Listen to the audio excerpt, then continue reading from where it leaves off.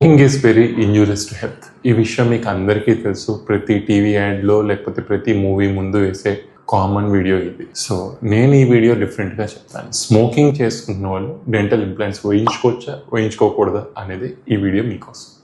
నిజం ఏమిటంటే స్మోకింగ్ చేసే వాళ్ళకి బోన్ అనేది హీలింగ్ చాలా స్లోగా అవుతుంది. అంటే ఒకవేళ ఎప్పుడైనా ఇన్ఫెక్షన్ అయినా దెబ్బ తగిలినా కూడా హీలింగ్ స్లోగా అవుతుంది.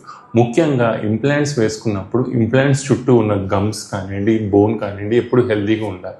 మన ఈ స్మోకింగ్లో ఉన్న నికోటిన్, అంటే ఆ నికోటిన్ యొక్క వేడి వల్ల చుట్టూ ఉన్న గమ్స్ మీద, బోన్స్ మీద ప్రెషర్ ఎక్కువ పడి హీలింగ్ స్లోగా అవుతుంది. సో ఇంప్లాంట్స్ అనేది హీలింగ్కి చాలా ఎక్కువ టైం తీసుకునే అవకాశం ఉంటుంది.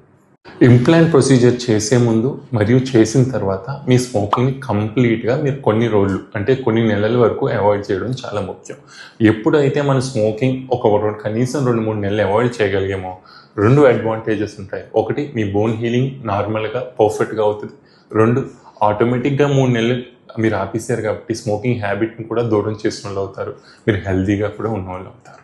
యూనివర్సల్ డెంటల్లో మీ లైఫ్ స్టైల్ హ్యాబిట్స్ని బట్టి ఏ ప్రొసీజర్ మీకు సేఫ్గా ఉంటుందో కరెక్ట్గా పర్ఫెక్ట్గా ప్లాన్ చేసి మీకు హెల్తీగా పళ్ళు ఉండేలా చేయడమే మా బాధ్యత. సో మీరు హ్యాపీగా తినొచ్చు, హ్యాపీగా స్మైల్ కూడా చేయొచ్చు.